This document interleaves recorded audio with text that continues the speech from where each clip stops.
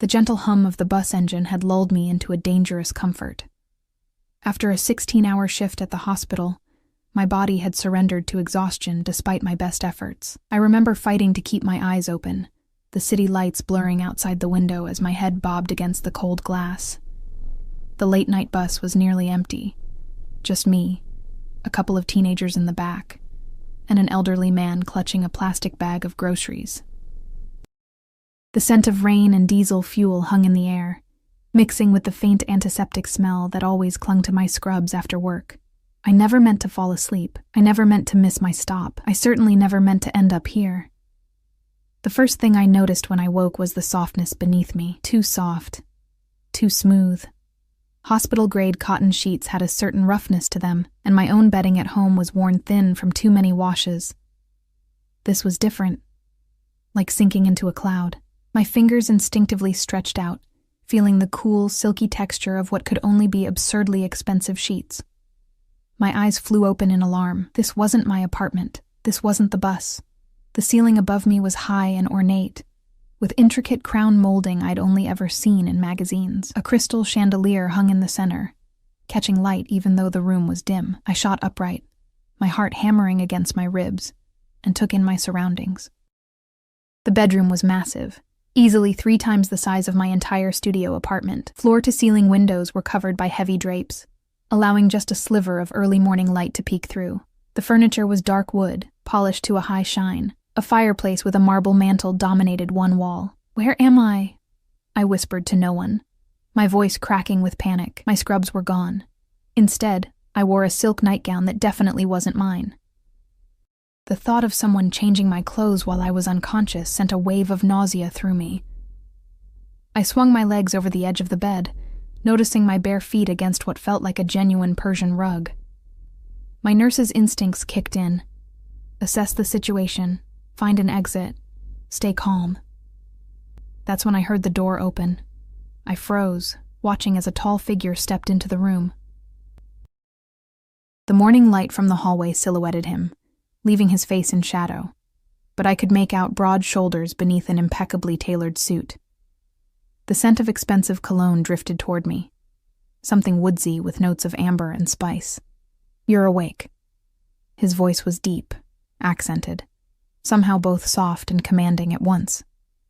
He moved closer, and I could see him more clearly now. Dark hair, expertly styled. A strong jaw with just the right amount of stubble. Eyes so intensely blue they seemed almost unnatural. Handsome in the way that powerful, dangerous things often are, like admiring the beauty of a predator while knowing it could tear you apart. Behind him, another man stood at the door, wider, with a blank expression and the unmistakable bulge of a weapon beneath his jacket. "Who are you?" I demanded, pulling the sheets around me like armor. "Where am I? Why did you bring me here?" The man tilted his head slightly, studying me with an unsettling intensity. "You don't remember?" "Remember what?" I fell asleep on the bus, my voice caught as fragments of memory surfaced. The bus stopping. Someone boarding, not at a regular stop. Raised voices. Something pressed against my face. The sharp smell of chemicals. Then nothing. "You were about to be taken," he said it matter-of-factly, as if informing me of the weather. "My men were following a target. They saw him board your bus with 2 others. They were watching you, waiting for the right moment." He stepped closer, and I pressed myself against the headboard. "You were very lucky, Malishka. Very lucky I found you first." "Found me? You kidnapped me." I tried to keep my voice steady, but fear made it tremble. A ghost of a smile touched his lips. "I saved you. Then why am I here and not at a police station? Or my home? Who are you?" He unbuttoned his suit jacket and sat on the edge of the bed, ignoring how I flinched away. "My name is Alexander Volkov. This is my home. You are here because you are safe here." The name struck a chord of recognition. I'd heard it before, whispered in the emergency room when certain patients came in with suspicious injuries. Seen it in newspaper headlines about businesses changing hands under mysterious circumstances. Alexander Volkov, the Russian. The ghost who controlled half the city's underworld. "You're..." I couldn't finish the sentence. "Yes."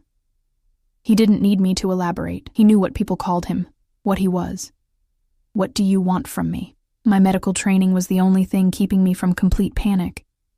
The practiced calm I used when facing the worst traumas in the ER. Alexander reached out, and I held my breath as his fingers gently tucked a strand of hair behind my ear. "What is your name?" I hesitated, wondering if giving him my name would somehow make my situation worse, but he already knew where I lived, where I worked. He could find out easily enough. Eliza Chen. Eliza. He said my name slowly as if tasting it. Dr. Eliza Chen, emergency medicine, 27 years old, lives alone, works too much. He recited these facts about my life with casual precision. No family in the city, no close friends, no one who would immediately notice if you disappeared. A chill ran down my spine. How do you... I make it my business to know things, Malishka. Stop calling me that, whatever it means. His smile widened slightly. It means little one, a term of endearment. We are not endeared to each other, I snapped, fear giving way momentarily to anger. You had no right to bring me here, to change my clothes, to... The women who work for me attended to you. He interrupted smoothly. Your clothes were dirty from the bus. As for bringing you here... His expression darkened. The men who were watching you work for Dmitry Sokolov. Do you know what happens to women who catch Sokolov's attention? I didn't answer, but the tight knot in my stomach told me I could guess. They disappear, Alexander continued. Some end up in other countries, some are never found at all. He leaned closer. So yes, I brought you here. And here you will stay until I am certain you are no longer of interest to him. You can't keep me prisoner. Prisoner? He looked almost offended. Look around you, Eliza. Does this look like a prison? A gilded cage is still a cage. He laughed then, the sound surprisingly warm in the tense atmosphere. You have spirit. Good, you'll need it. He stood abruptly. Breakfast will be ready soon. There are clothes in the closet that should fit you. Join me downstairs when you're ready. He turned to leave, and desperation clawed at me. Wait, please, I have patience. Responsibilities. People will notice if I don't show up for my shift. Alexander paused at the door. Your hospital has been informed that you've taken emergency leave for a family matter. Your apartment is being watched. Your bills will be paid. He glanced back at me. Everything has been taken care of. For how long? I asked, my voice small. For as long as necessary. His gaze traveled over me with an intensity that made my skin prickle, with something I refused to acknowledge as anything but fear. You're safe here, Eliza. That's all that matters now. As he moved to close the door, I heard him murmur something to the guard outside. Just one word, but it carried clearly in the quiet room. Mine. The door shut with a soft click, leaving me alone in the luxurious prison. My fingers clutched the sheets as I tried to process what had happened, what was still happening. A Mafia boss had saved me from what he claimed was an attempted abduction, only to bring me to his mansion and declare ownership of me. My life had been neatly rearranged without my consent, my freedom taken under the guise of protection. I slid from the bed and moved to the window, pulling back the heavy curtain. Sunlight flooded the room, momentarily blinding me. When my vision cleared, I gasped. The mansion sat on what appeared to be a private estate, with manicured gardens stretching toward a dense forest. In the distance, I could see the glitter of the city skyline. Close enough to taunt me with its proximity, far enough to make escape on foot impossible. Movement below caught my eye. 2 men with guns visible at their hips patrolled the grounds, not just keeping others out, I realized, keeping me in. I let the curtain fall back into place and sank to the floor, wrapping my arms around my knees. Think, Eliza. Think. There had to be a way out of this situation. I'd faced difficult circumstances before. Growing up in foster care after my parents' accident, working my way through medical school, surviving the grueling years of residency, I'd always found a solution, a way forward. But I'd never faced someone like Alexander Volkov. I pushed myself up and made my way to the attached bathroom, another shock of luxury with its marble floors and massive shower. I caught my reflection in the mirror, pale face, dark circles under my eyes, long black hair tangled from sleep. I looked exactly like what I was. A woman completely out of her depth, but beneath the fear and confusion, something else flickered. Determination. I was a trauma surgeon, I dealt with life and death situations every day. I remained calm when others panicked.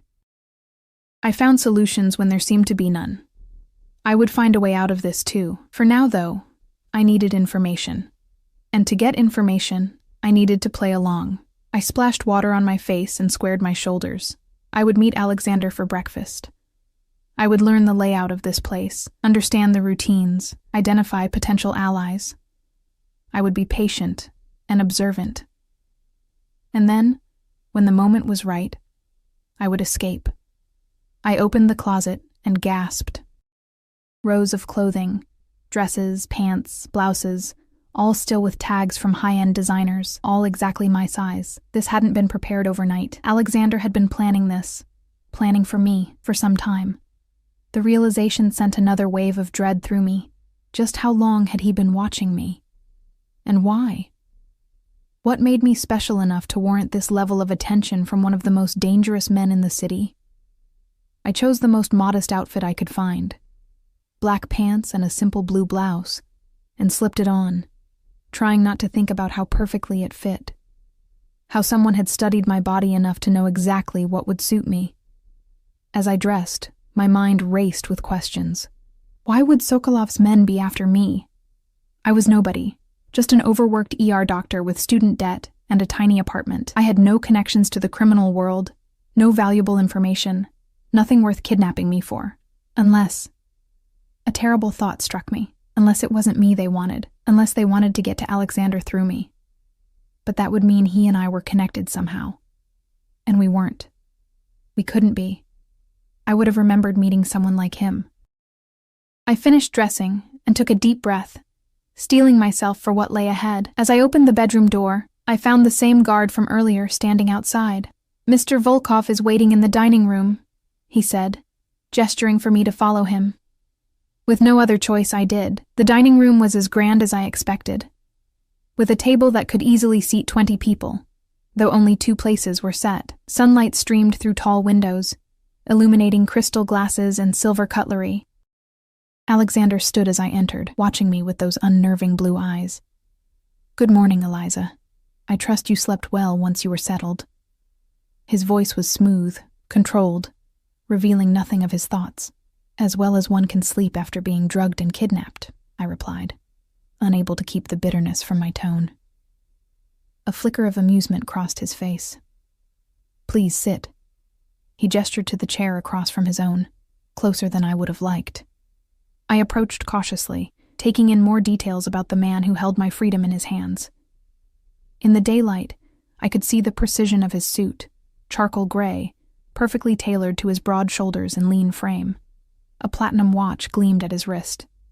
His dark hair was styled impeccably, and his face, while undeniably handsome, held a hardness around the eyes that spoke of a man who had seen and done terrible things. As I sat, a server appeared silently with coffee and plates of food, eggs, pastries, fruit arranged artfully. My stomach growled traitorously, reminding me that I hadn't eaten since a hasty sandwich during my shift the previous day.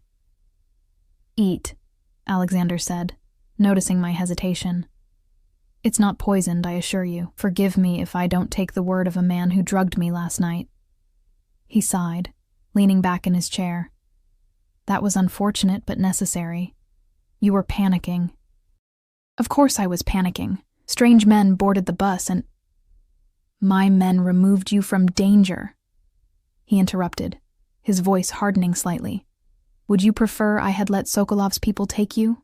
I assure you, their hospitality would be significantly less comfortable than mine."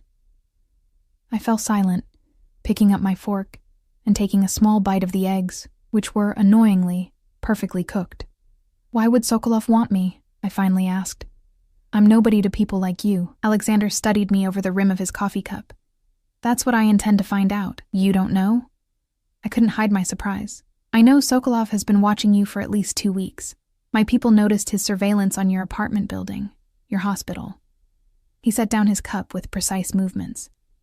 "Initially, I thought it might be related to one of his associates you treated in the ER 3 months ago. Gunshot wound to the shoulder.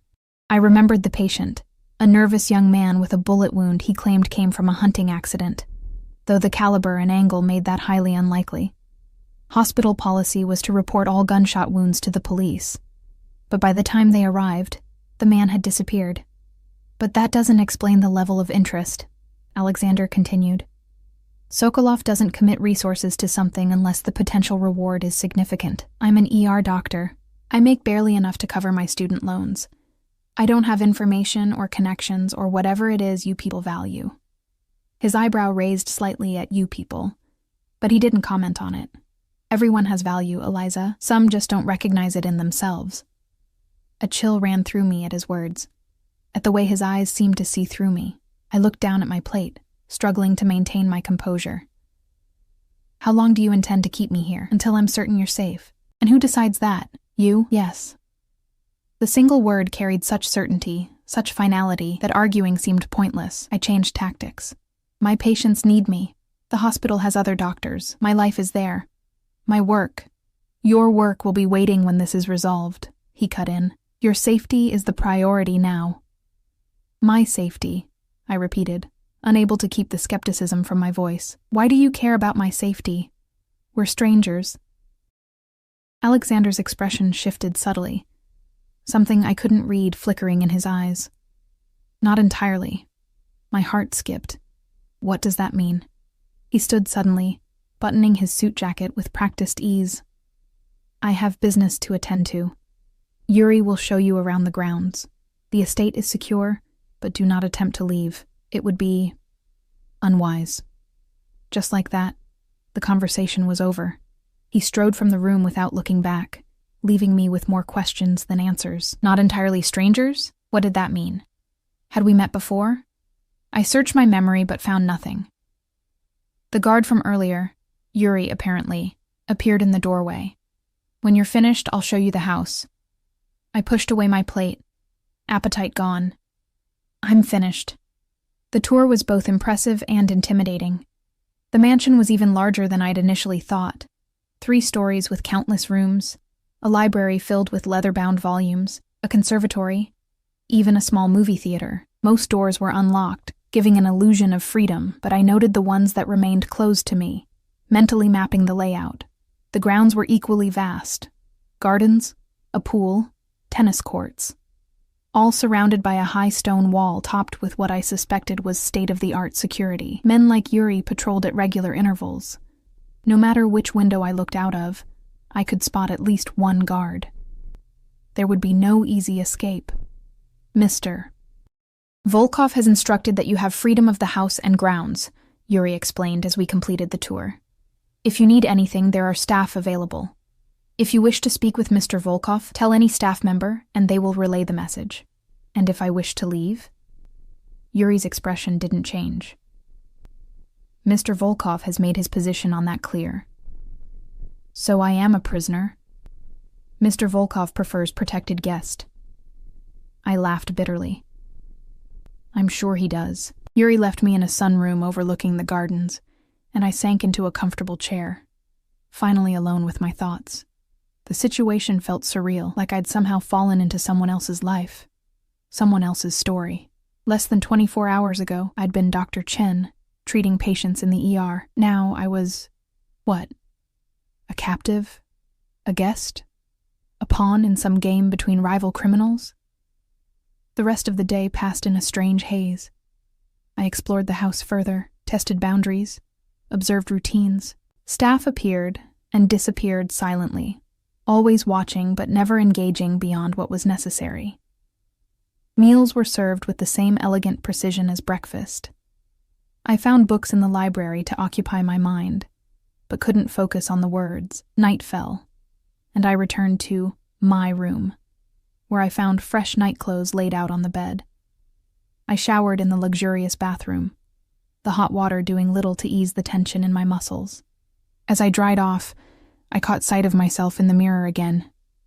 The woman looking back at me seemed different somehow, still frightened, still confused, but with a hardening resolve in her eyes. I was pulling on the silk nightgown when a knock came at the door. My heart jumped to my throat. Who is it? Alexander.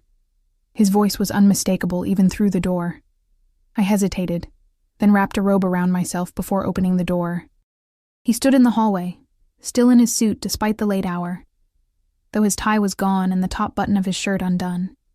The small concession to comfort somehow made him seem more human, more approachable, which I immediately recognized as dangerous thinking. "May I come in?" he asked, oddly formal for a man who had brought me to this room unconscious the night before. I stepped aside, allowing him to enter while maintaining distance between us. He moved to the window, looking out at the night sky for a moment, before turning back to me. "I have information," he said without preamble, "about why Sokolov is interested in you." My pulse quickened. "Tell me." "Your father."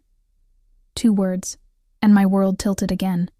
"My father died when I was 10, car accident with my mother." Alexander shook his head slightly. "James Chen was not your biological father." The statement hung in the air between us, absurd, and yet delivered with such certainty that doubt crept in. That's not possible. You're lying." "I have no reason to lie to you, Eliza." His voice was gentle now, almost sympathetic. "Your mother had a relationship before she met James. The man's name was Viktor Petrov. He was my mentor, and Sokolov's greatest enemy." I sank onto the edge of the bed, my legs suddenly unable to support me. No, that can't be right. My mother would have told me. There would have been something, some indication.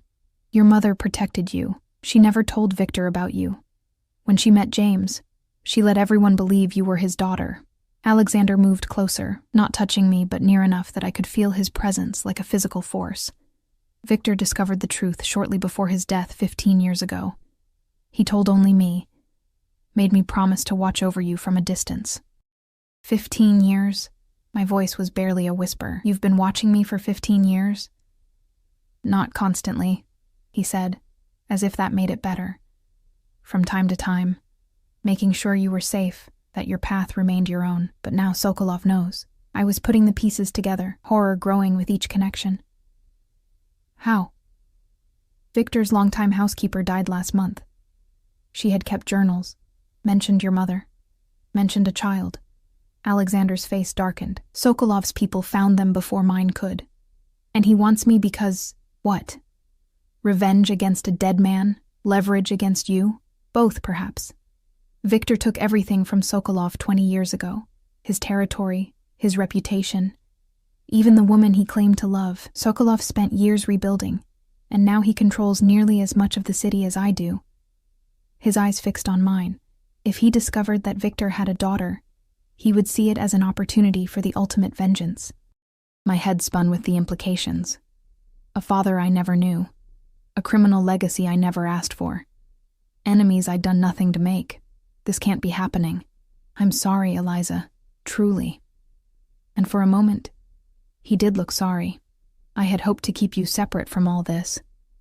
To honor my promise to Victor without disrupting your life." "Your promise?" Something clicked into place. "That's why you said we weren't entirely strangers. You've been..." "What? My secret guardian angel?" I couldn't keep the bitter sarcasm from my voice. A ghost of a smile touched his lips. "Hardly an angel. How do I know you're telling me the truth about any of this?" He reached into his jacket and withdrew a photograph, offering it to me. I took it with trembling fingers. It showed a much younger version of my mother, laughing beside a tall man with dark hair and familiar eyes. My eyes. They stood on a beach somewhere, looking happy. In love. "Where did you get this?" "Victor kept it. Always." I stared at the photo, at the face of the man who was supposedly my biological father. A man who had lived and died without me ever knowing him. A man whose legacy now threatened my life. "I still don't understand why you brought me here," I said finally. "If you've been watching over me for years without interfering, why now? Why not just warn me? Help me leave town? Why?" I gestured around the room, at my captivity, however luxurious.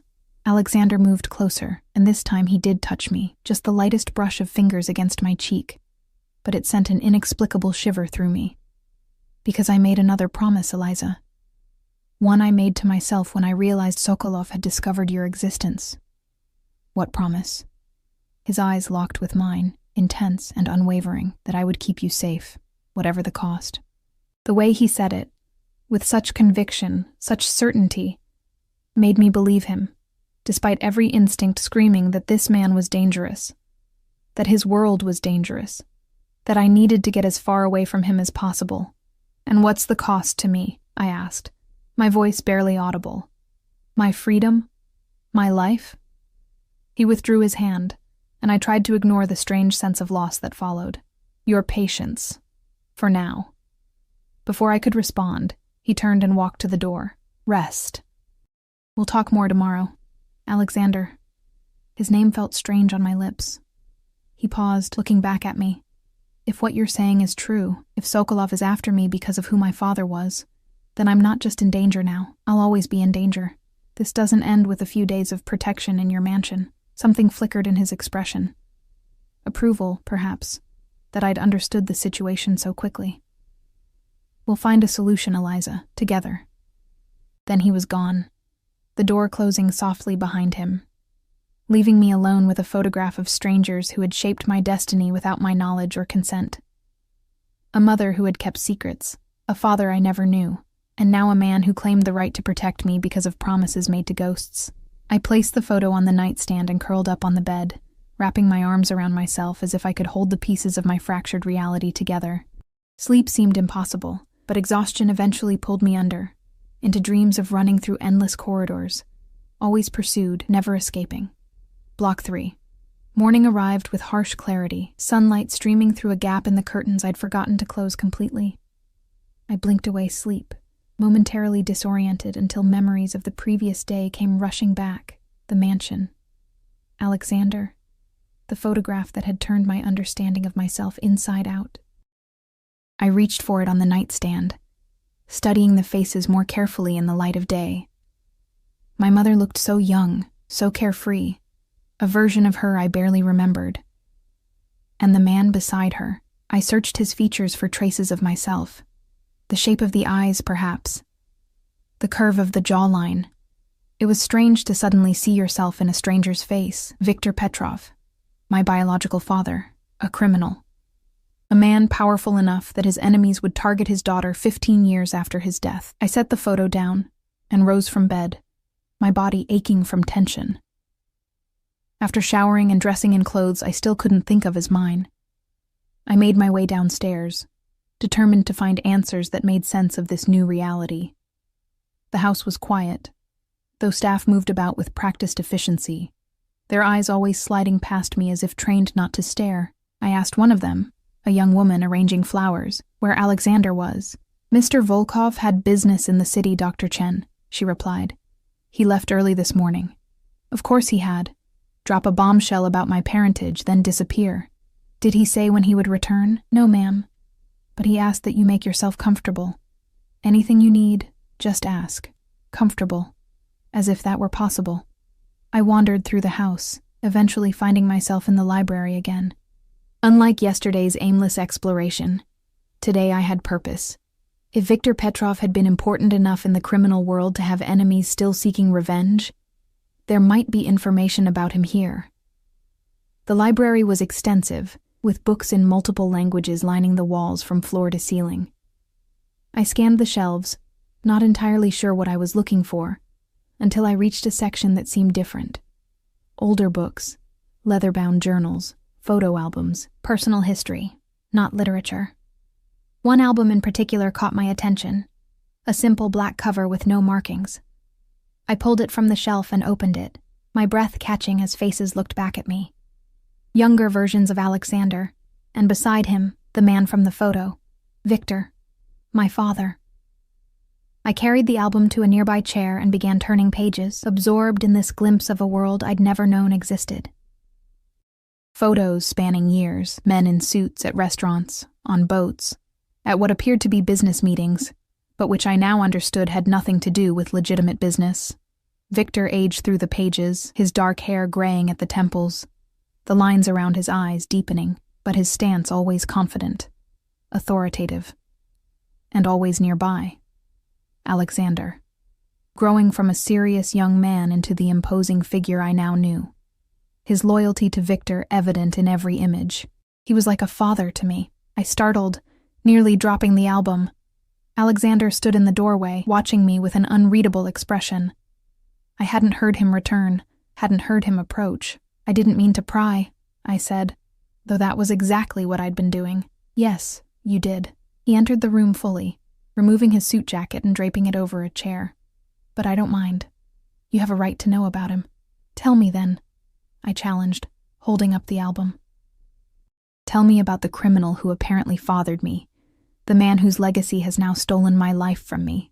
Alexander sat across from me, loosening his tie with one hand. Victor was more than his business, Eliza. He was brilliant, cultured, loyal to those who earned his trust. He built an empire from nothing after coming to this country with empty pockets. An empire of what? Drugs? Weapons? Extortion? Protection, Alexander countered smoothly. Structure in a world that lacks it. Yes, some of our business operates outside conventional law. But Victor had principles.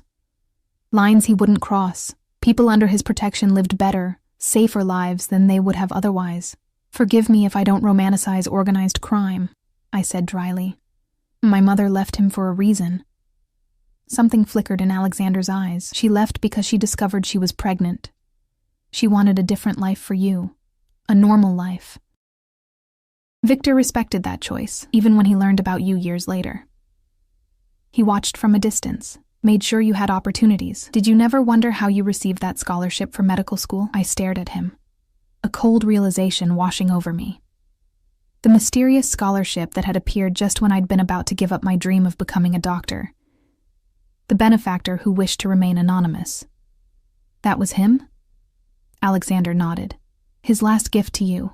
He died 3 months later. I closed the album, suddenly unable to look at the faces anymore. So my entire life has been built on blood money. Everything I've worked for, everything I've achieved, everything you've achieved has been through your own intelligence and determination. He interrupted firmly. The money opened a door. You walked through it on your own merit. I wanted to argue, to reject this connection to a world I'd never chosen, but the evidence of Victor's influence on my life was becoming undeniable. And now his enemies want to use me, or hurt me, because of a connection I never even knew about. Yes. Alexander leaned forward, his expression intense, which is why you must stay here, where I can protect you. For how long? I demanded. Forever?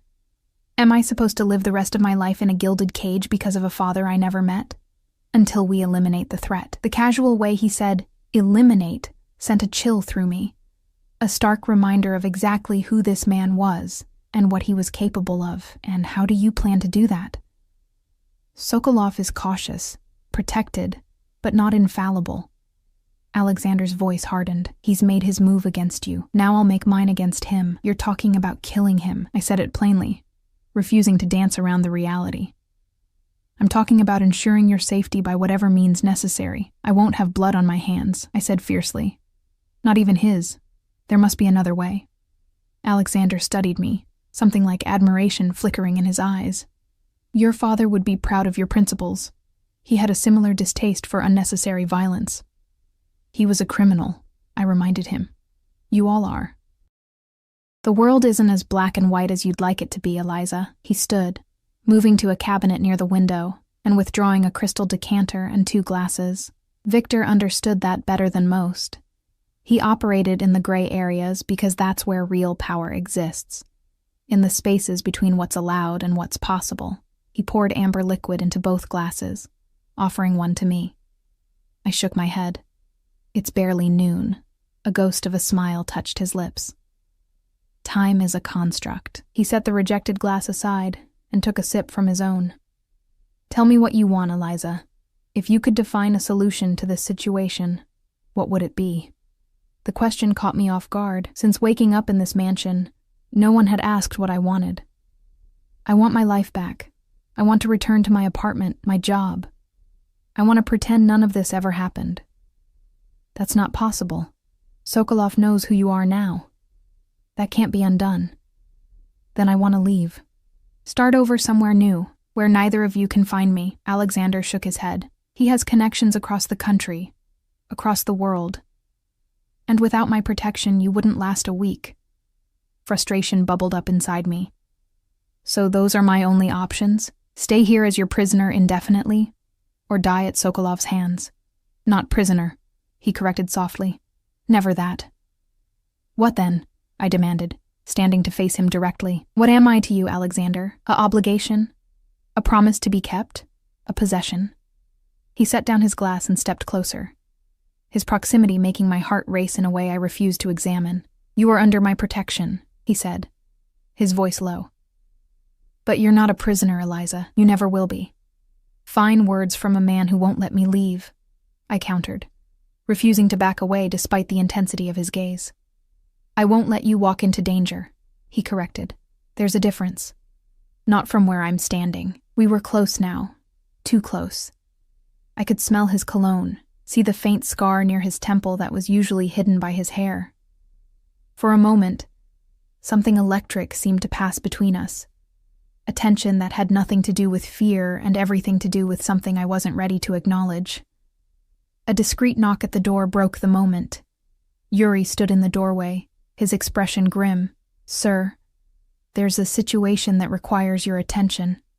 Alexander's demeanor shifted instantly, the almost softness vanishing behind a mask of cold authority. Excuse me, Eliza. We'll continue this discussion later.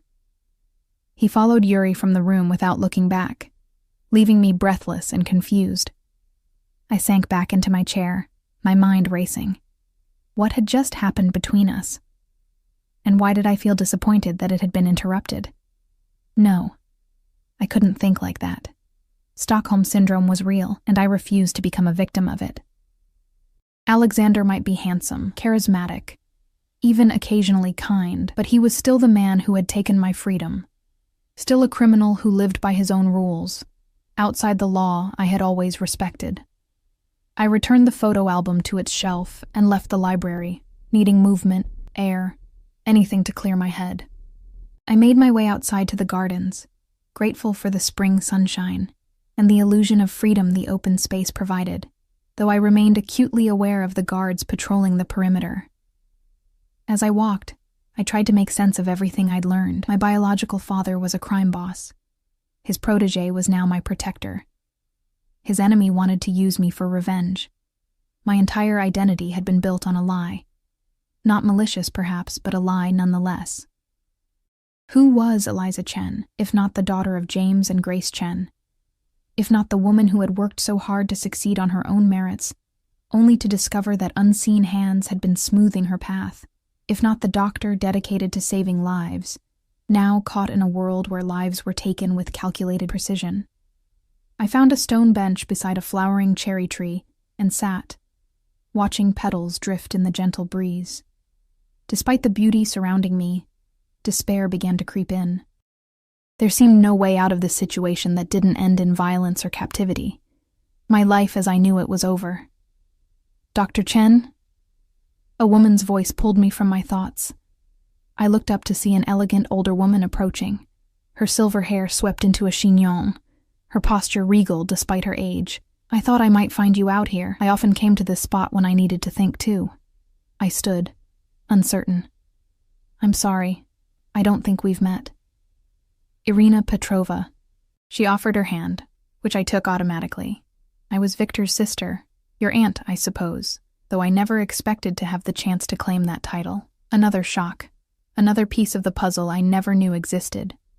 You live here? In the guest house. She indicated somewhere beyond the rose garden. Alexander has always ensured I wanted for nothing after my brother's death. He told me about you last night. And did you know? I asked, searching her face, which, now that she mentioned it, did bear some resemblance to the man in the photos. About me? Before now? Irina shook her head, sitting on the bench and gesturing for me to join her. Victor kept you a secret even from me, though we were close. He feared that knowledge of your existence would put you in danger. It seems he was right to worry, but not right enough to stay away from criminal activities that created those dangers in the first place, I couldn't help adding. A sad smile touched Irina's lips. My brother was a complicated man, Eliza. The path he chose was set long before he met your mother. By the time he fell in love with her, it was too late to change course. Why are you telling me this? Because I see you struggling to reconcile who you thought you were with who you've discovered you are. Her eyes, sharp despite her age, studied me carefully. You are still you, Eliza. Your father's blood doesn't define you any more than your achievements do. We are all more than our parentage or our accomplishments. Did you know Alexander well before all this?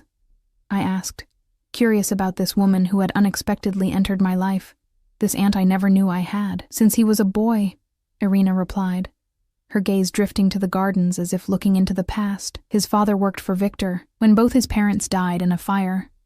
A retaliation from rivals, Victor took him in, raised him as a son. She turned back to me.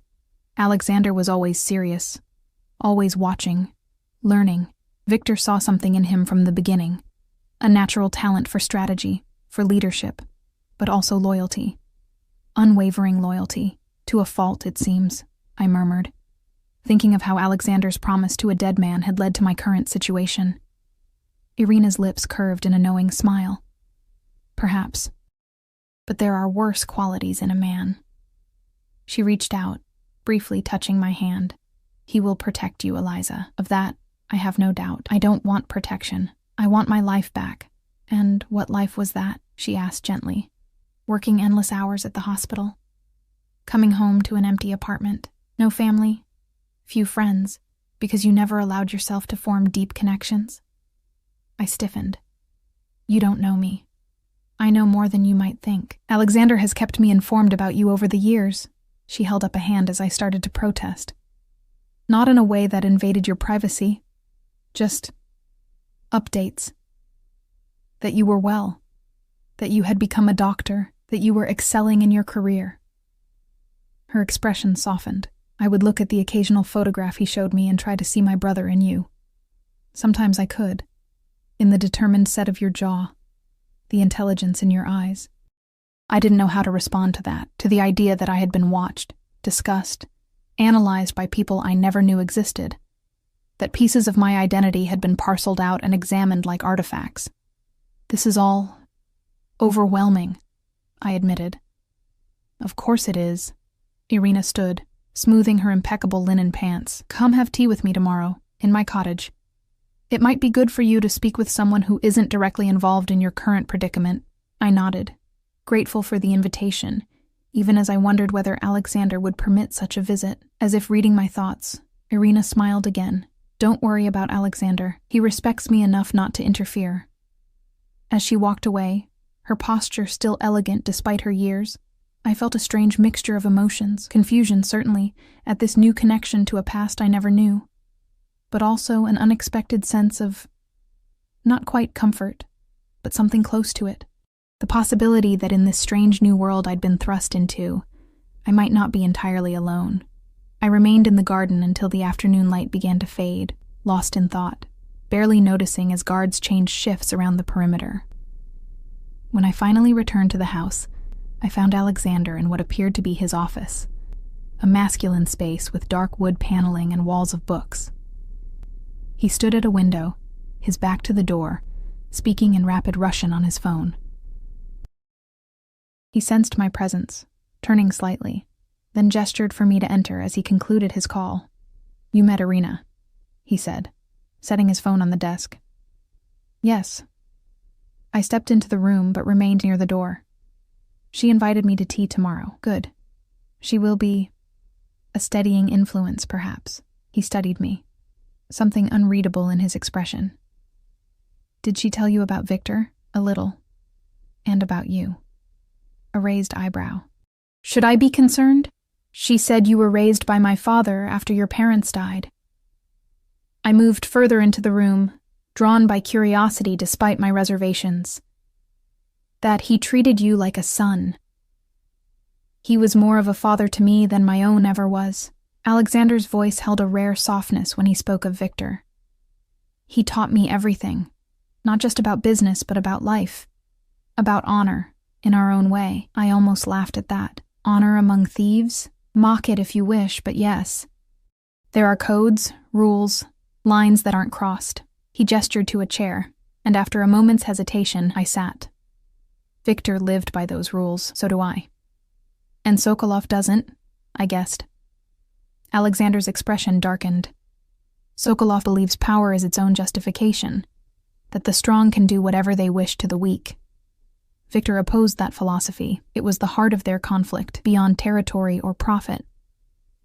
A moral disagreement between immoral men, I said, unable to keep the edge from my voice.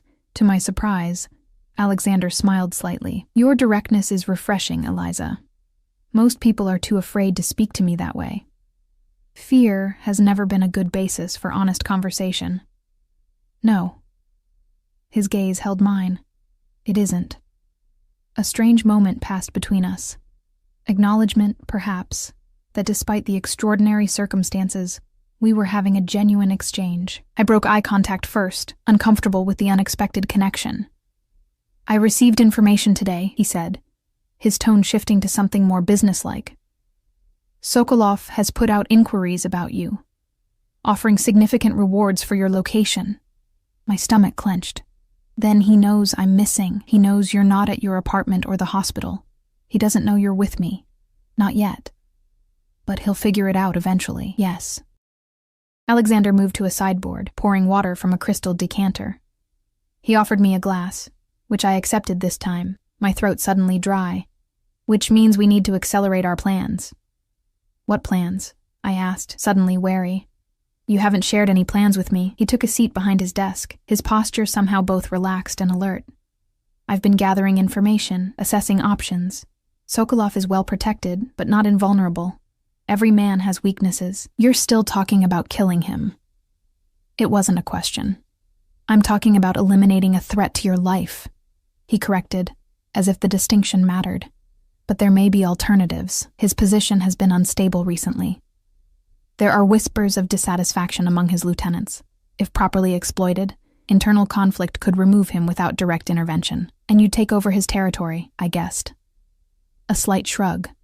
Balance would be maintained. The city would be more stable. This is insane, I said, setting down my glass with more force than intended. You're discussing a potential gang war like it's a business merger. People could die. People will die regardless, Eliza. The only question is which people. His voice was calm, matter of fact. This isn't the world you've known, with its rules and procedures. This is a world of power and consequence, of action and reaction. A world I want no part of, I insisted. Yet here you are. His eyes held mine, challenging. You can deny your connection to this world, but it exists regardless. The question now is how you choose to navigate it. I don't have a choice. You've made all my choices for me. Not all, he said quietly. Never all. I stood abruptly, needing distance from him, from this conversation that was making me question boundaries I'd always thought fixed and clear. I can't do this right now. I can't discuss people's lives, deaths, like they're chess pieces. Alexander remained seated, watching me with that unnerving intensity. Tomorrow, then, after you've had time to process. But this conversation cannot be delayed indefinitely, Eliza. Sokolov won't wait while you come to terms with reality. My reality, until 2 days ago, was saving lives in the ER, not deciding who deserves to die. No one said anything about deserving. His voice had an edge now. This isn't about justice. It's about survival. I turned away, unable to look at him anymore. I need some air. Of course. He made no move to stop me. But Eliza. I paused at the door, not looking back. Don't go beyond the gardens. The woods are patrolled, but not as secure. A reminder of my captivity, however gilded. I left without acknowledging his warning, making my way back outside even as twilight deepened around the estate. The gardens were different at this hour.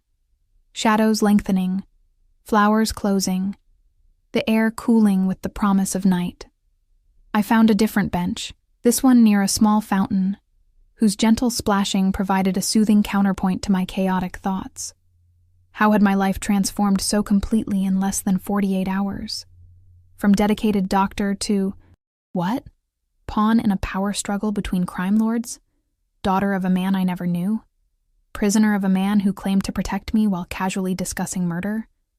And the most troubling question, why did I feel drawn to Alexander despite everything, despite knowing what he was, what he'd done, what he was capable of doing? There was a magnetism to him that went beyond his obvious physical appeal. A certainty, a presence that commanded attention. When he spoke, I believed him, even when I didn't want to. Stockholm Syndrome, I reminded myself again. A psychological response to captivity. Nothing more. The snap of a twig brought me out of my thoughts. I looked up, expecting to see one of the guards on their rounds. Instead, I saw a man I didn't recognize. Not one of Alexander's staff or security. He wore dark clothes, his face partially obscured by the growing darkness. I stood quickly, fear spiking through me. "Who are you?" He moved forward with surprising speed, and before I could scream or run, he'd grab my arm. "Dr. Chen, you need to come with me, now. Let go of me." I struggled against his grip, panic rising. "Mr. Sokolov wants to speak with you," he said, his voice low and urgent. "If you come quietly, no one needs to get hurt. Sokolov." The name sent ice through my veins. "How did you get in here?" "The old lady's cottage. Security is lighter there." He pulled me toward the woods, his grip bruising. "Move. We don't have much time." Irina. Had they hurt her? The thought spurred me to action. I stopped fighting and instead went completely limp, dropping my full weight to the ground. The unexpected move caught him off guard, loosening his grip just enough for me to wrench my arm free. I scrambled backwards, drawing breath to scream for help. Before I could, the night erupted with sound, a single gunshot, so close it seemed to vibrate in my chest. The man jerked, a look of surprise crossing his face before he crumpled to the ground. I turned to see Alexander standing 20 feet away, a gun still raised in his hand. Behind him, guards converged from multiple directions. His face was a mask of cold fury as he approached, tucking the weapon into his jacket. "Are you hurt?" His voice was controlled, but tension radiated from him. I shook my head, unable to speak, my eyes fixed on the man bleeding out on the manicured lawn. One of Alexander's guards knelt beside the body, checking for signs of life, then shook his head. Dead. The man was dead, killed in front of me, because of me. "Get her inside," Alexander ordered, and strong hands gripped my shoulders, guiding me back toward the house. I moved in a daze, shock numbing my senses. Inside, someone pressed a glass into my hands, brandy, from the smell. I drank without thinking, the burn of alcohol bringing me back to awareness. Alexander stood across the room, issuing rapid-fire orders to his men. His suit was immaculate, his demeanor composed, as if he hadn't just killed a man less than 5 minutes ago. "Irina," I managed to say. "He mentioned Irina's cottage. Is she—" "She's fine," Alexander assured me, crossing the room to stand before me. "They used her garden to access the property, but didn't enter her home. She's being moved to the main house tonight as a precaution." Relief washed through me, followed immediately by renewed horror at what had just happened. "You killed him." "Yes." No apology, no justification, just acknowledgement of the act. "He was going to take me to Sokolov." "Yes." I looked up at him, at the man who had just taken a life to prevent mine from being taken. "Thank you." Something flickered in his eyes, surprise, perhaps, that I would thank him for killing, but it hadn't been abstract then, hypothetical. It had been immediate, visceral. Him or me. "I told you I would protect you," he said simply. I meant it. And in that moment, surrounded by the aftermath of violence, I believed him completely. Whatever else Alexander Volkov was, criminal, kidnapper, killer, he was also, undeniably, my protector. And in this new world I'd been thrust into, that might be the only thing keeping me alive. That night, sleep was impossible. Every time I closed my eyes, I saw the man falling, the look of surprise on his face as life left him. I kept replaying the moment, wondering what would have happened if Alexander hadn't appeared when he did. Where would I be now? In Sokolov's hands? Already dead? By dawn I'd given up on rest. I showered and dressed mechanically, choosing practical clothes without really seeing them. When I emerged from my room, I found a guard I didn't recognize standing outside my door, younger than Yuri, but with the same watchful eyes. "Dr. Chen." He nodded respectfully. "Mr. Volkov asked me to escort you today. Security has been increased." I didn't argue. After last night, The need for protection no longer seemed theoretical. I followed him downstairs to the dining room, where I found not just Alexander, but Irina as well, engaged in quiet conversation over coffee. They both looked up as I entered, concern evident in their expressions. I must have looked as exhausted as I felt. "Eliza." Irina rose to greet me, taking my hands in hers. "How are you, my dear?" "I'm fine." I lied automatically, the doctor's response to personal inquiry. Alexander didn't speak, but pulled out the chair beside his. A silent invitation. I sat, allowing a server to pour coffee I wasn't sure I could stomach. "You haven't slept," Alexander observed, his voice low. No. I saw no point in denying it. "It's normal," he said, surprising me. "The first time you witness violence, death, it stays with you." I looked at him, truly looked at him, noticing the shadows beneath his own eyes. He hadn't slept either. "Does it get easier?" "Yes." A simple answer, but his eyes conveyed more, and that's its own kind of burden. Something in his honesty, in the lack of platitudes, touched me unexpectedly. He wasn't trying to comfort me with lies or minimize what had happened. He was acknowledging the weight of it, both the experience itself and what it meant to become accustomed to such things. "Sokolov knows I'm here now," I said, changing the subject. "Yes," Alexander confirmed. "The attempt last night makes that clear." "He'll try again." "Yes." "What happens now?" Alexander exchanged a glance with Irina, some unspoken communication passing between them. "Now we accelerate our timeline. Sokolov has shown his hand. We can no longer wait for the perfect opportunity."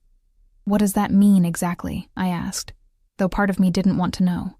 "It means," Irina answered for him, "that difficult decisions must be made, and quickly, about Sokolov." "Yes." Alexander's gaze was steady. "I told you before. There are ways to remove him without direct confrontation, internal dissension among his ranks, properly exploited. It would be cleaner, safer. But it would take time, which we now lack. So you're going to kill him." The words hung in the air between us. "I'm going to eliminate the threat to your life," he said, echoing his words from yesterday, "by whatever means necessary." After what had happened in the garden, I couldn't find the moral outrage I'd felt before. The lines between right and wrong, once so clear to me, had begun to blur. When? Tonight. We've received information about a meeting at one of his clubs, a rare opportunity where his security will be lighter than usual. My hand trembled as I lifted my coffee cup. "And after? What happens to me after he's gone?" "You'll be safe," Alexander said, as if that answered everything. "But will I be free?" I pressed. "Will I be able to return to my life?" Something flickered in his expression. "Your old life is gone, Eliza. You must understand that. Even with Sokolov removed, there will always be others who would use you to get to me, who would see Victor's daughter as leverage or a target. So I remain your prisoner indefinitely." I couldn't keep the bitterness from my voice. "Not prisoner," he corrected, an edge entering his tone. "Never that." "What then?" "What am I to you, Alexander?" I demanded, the question I'd asked before, but never received a clear answer to. Irina cleared her throat delicately. "Perhaps I should give you two some privacy." "No," Alexander said, his eyes still fixed on mine. "Stay, Irina. Eliza deserves complete honesty, and you can provide context I cannot." He set down his coffee cup with careful precision. "When Victor told me about you 15 years ago, he made me promise two things. First, to watch over you from a distance, ensuring your safety without interfering in your life. Second," he hesitated, something I'd rarely seen him do, "if the day ever came when you were drawn into our world, when distance was no longer possible, I was to protect you as he would have, as family." "Family," I repeated, trying to understand. "Victor and I were not related by blood," Alexander continued, "but he was the only father I knew." "Which makes you like a sister to you?" I asked, confused by the intensity in his gaze, which suggested something very different from brotherly concern. A ghost of a smile touched his lips. "No, Eliza, not a sister. Irina's soft laugh broke the tension. My brother had old-fashioned values, despite his occupation. When he discovered he had a daughter, he began to think of succession, of legacy. Her eyes, so like Victor's in the photographs, held mine. He intended for you to be brought into the family eventually, when the time was right, and he intended for you to be connected to Alexander in a way that would secure both your position and his. Understanding dawned slowly, incredulously. Are you saying he wanted us to marry? An arrangement, Alexander clarified. A union that would solidify our positions and protect you through formal association with me. In our world, the wife of Alexander Volkov would be untouchable. I sat back, stunned. That's medieval. It's practical, Irina countered gently. In a world where power and protection come through connection, through family. And you've been what? Waiting to claim your prize? I directed my shock and anger at Alexander.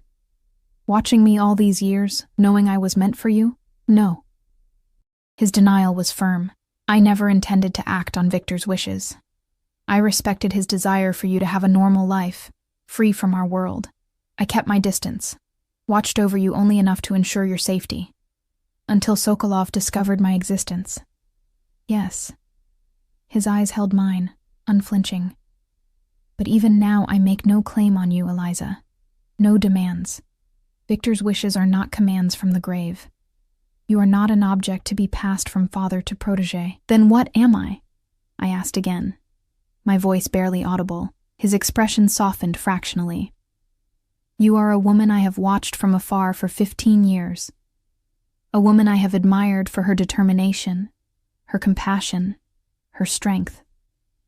A woman I have come to care for, despite never intending to. The raw honesty in his voice stunned me into silence. I looked to Irina, whose expression held both sympathy and something like approval.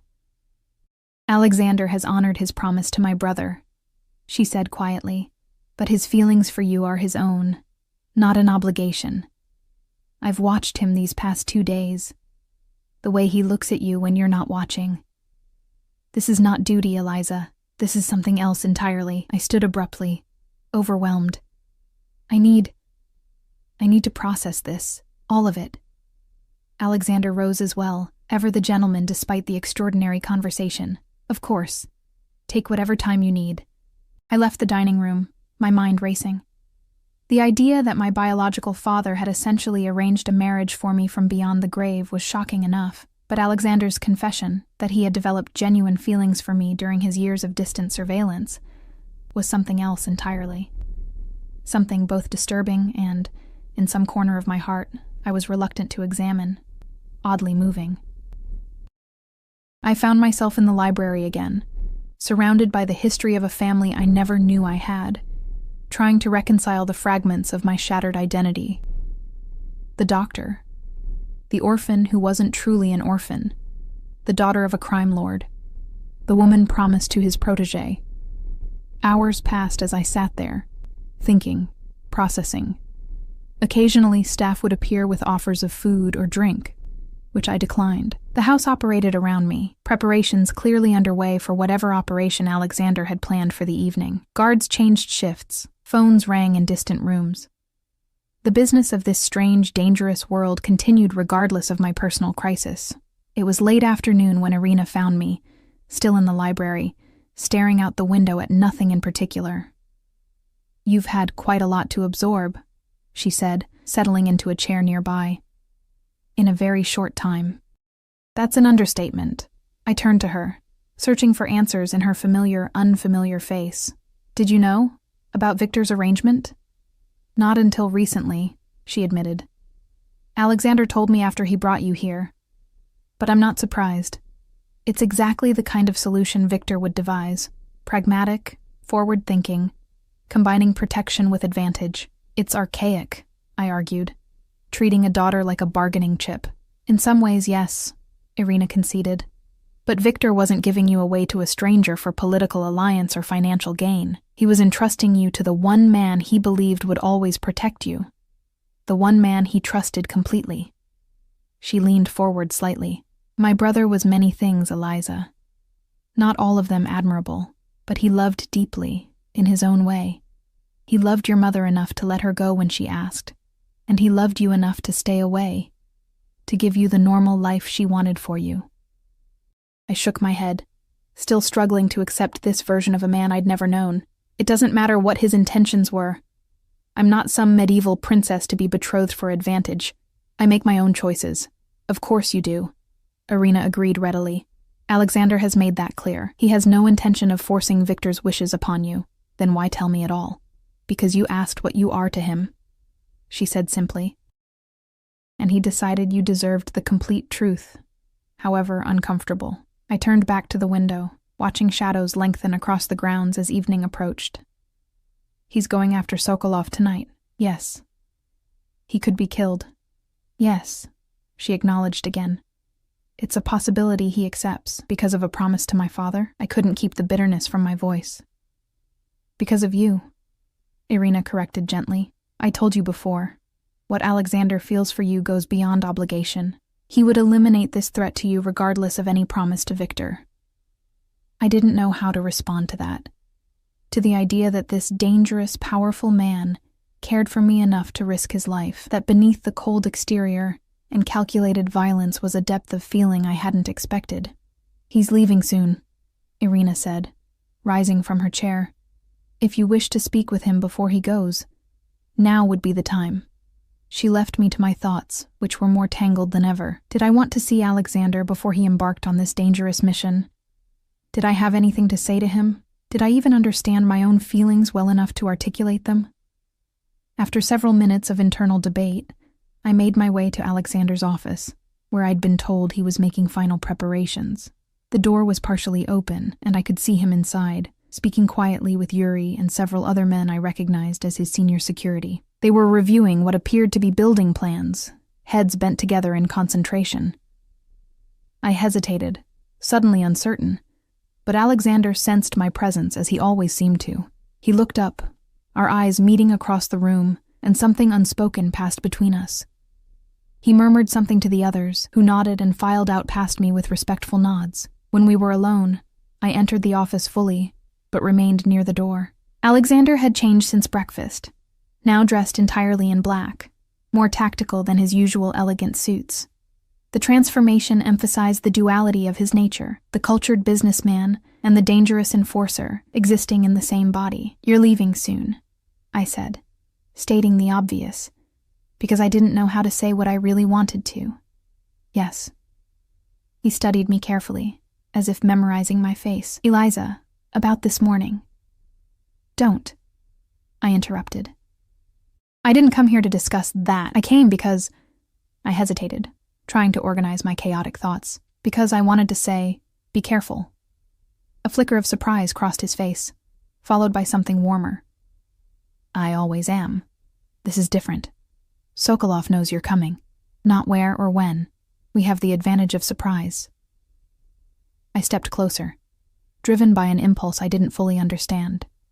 You don't have to do this. Not for me. We could find another way. There is no other way, he said, his voice gentle despite the firmness of his words. Not one that ensures your safety completely. And if something happens to you? I asked, the question emerging before I could stop it. What happens to me then? Irina has instructions. You would be taken somewhere safe, given a new identity, the means to start over. He moved toward me, closing the distance between us. But nothing will happen to me. The confidence in his voice should have been arrogance, but somehow wasn't. It was simply certainty, the certainty of a man who had faced death many times and always emerged victorious. How can you be so sure? I asked, my voice barely above a whisper. Because I have something to come back for. His eyes held mine, intense and unwavering. Someone,